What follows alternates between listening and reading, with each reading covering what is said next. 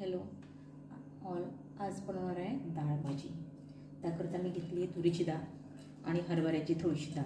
अर्धी वाटी मी तुरीची डाळ घेतली आहे आणि हरभऱ्याची डाळ घेतली आहे अर्धी वाटी.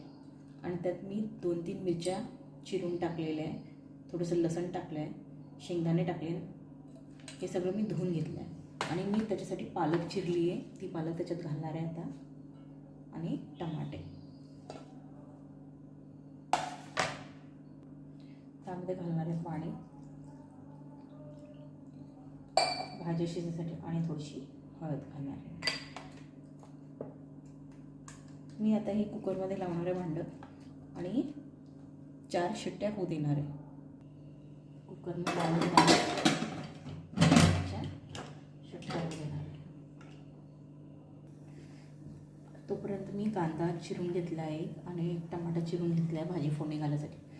3 शिट्ट्या झाल्यावर आपण भाजी फोडणी घालूया. शिट्ट्या झालेल्या आहेत.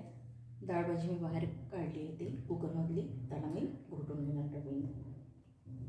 छान एकजीव करून घ्यायचं. गॅस ऑन केलेला आहे मी. त्यात चम्मचभर तेल घातलं आहे मी. आता घालणार आहे थोडंसं जिरं. तेल तापलेलं आहे, जिरं घालणार, मोहरी,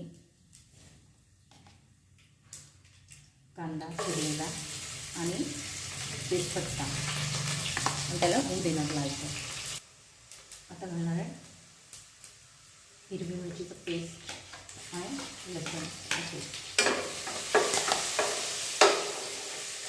घालणार आहे टमाटर, त्याला हलवणार आहे. आता घालणार आहे हळद, धनेपूड,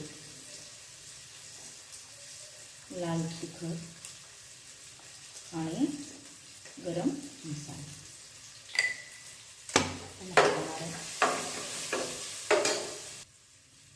आता घालणार आहे मी डाळ भाजीचं जे मी एकजीव केलेलं. आता याला होऊ देणार आहे आणि घालणार आहे चवीनुसार मीठ. भाजी शिजलेली आहे. आता मी बाउलमध्ये ट्रान्सफर करते.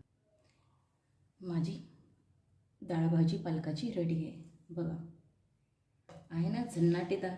तुम्ही पण ही विदर्भातली डिश ट्राय करा आणि तुम्हाला कशी वाटते कमेंट करून नक्की सांगा. आणि माझ्या चॅनलला करा लाईक आणि सबस्क्राईब. थँक्यू.